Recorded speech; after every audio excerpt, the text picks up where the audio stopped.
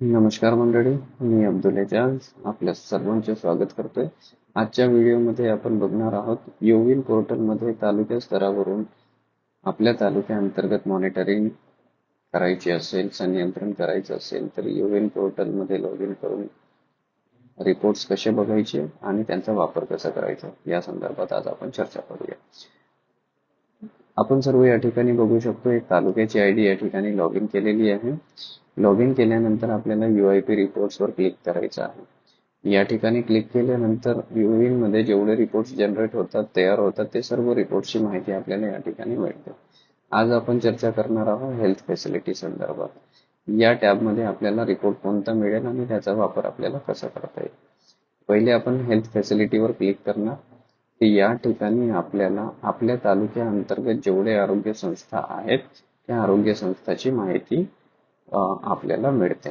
तर एक आहे, पहिला आहे PSC असेल, UPSC असेल, RH असेल, SDH असेल, DH असेल, याच्यापेक्षा वरचे जे कोणते हॉस्पिटल असेल त्या आरोग्य संस्थाची माहिती बघायची असेल तर इथं बघा हेल्थ फॅसिलिटी मध्ये आपल्याला मिळेल. जर सब सेंटरची माहिती काढायची असेल तर मग सब सेंटर साठी आपल्याला इथं सिलेक्ट करावं लागेल.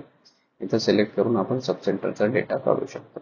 ठीक आहे, ही माहिती काढताना आपल्याला कम्युलेटिव्ह वर सिलेक्ट करून माहिती काढायची आहे. कम्युलेटिव्ह म्हणजे सुरुवातीपासून आजपर्यंत जेवढे क्रिएट केले गेले सगळेच. ठीक आहे, कारण हे आपण रोज डेली क्रिएट करत नाही, ते एकदाच करत असतो आणि ते सर्वांनी बहुतांश ठिकाणी केलेले आहेत, त्यामुळे आपल्याला या ठिकाणी बघण्याची गरज आहे. ठीक आहे, तर इथं आपण आता PSC किंवा हेल्थ फॅसिलिटीचा डेटा डाउनलोड करून बघूया त्या डेटाला आपण कसं रीड करता येईल. इथं आपण कम्युनिटीवर सिलेक्ट केलं आणि मग इथं डाउनलोड बटनवर क्लिक केलं.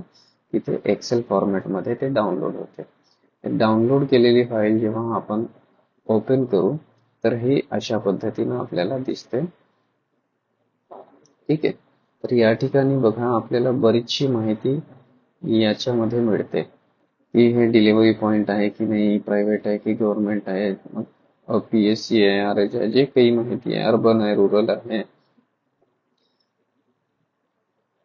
यांचा NIN नंबर काय आहे, ऍड्रेस काय आहे, पिन कोड काय आहे, लॅटिट्यूड लॉंगिट्यूड काय आहे, ही सर्व माहिती आपल्याला या ठिकाणी मिळते. एक महत्वाचं एक आहे की इथे आपण बघू शकतो की ABDM लिंक फॅसिलिटी जी आहे ना, लिंक ABDM फॅसिलिटी, या ठिकाणी बघा योविन पोर्टलमध्ये प्रत्येक आरोग्य संस्थेला HFR ID लिंक केलेली असायला पाहिजे. समजा ते लिंक आहे की नाही ते सुद्धा आपण इथं तपासू शकतो. लिंक ABDM फॅसिलिटी मध्ये या ठिकाणी जिथं नो दिसते त्या सर्वांची HFR ID लिंक नाहीये, तर ते आपल्याला लिंक करण्याची गरज आहे. ठीक आहे, जिथं यस आहे त्यांची HFR ID सुद्धा आपल्याला या ठिकाणी मिळते.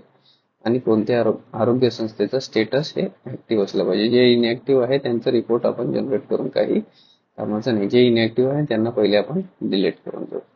ठीक आहे, तर या रिपोर्ट्स मध्ये आपल्याला अशा पद्धतीने मॉनिटरिंग करून ह्या गोष्टी फाइंड करता येईल आणि मग त्यानुसार आपल्याला योविन पोर्टल मध्ये जाऊन HFR ID लिंक करण्याची प्रोसेस करता येईल. म्हणजे या रिपोर्टच्या माध्यमातून आपल्याला असं पोटेन्शियल मिळते की हे काम आपलं पेंडिंग आहे, तर ते आपण काम करू शकतो.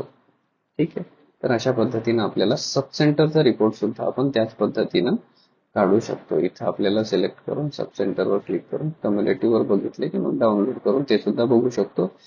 त्यांची सुद्धा सगळी माहिती आपल्याला मिळेल. HFR ID लिंक आहे की नाही ते सुद्धा आपल्याला मिळेल.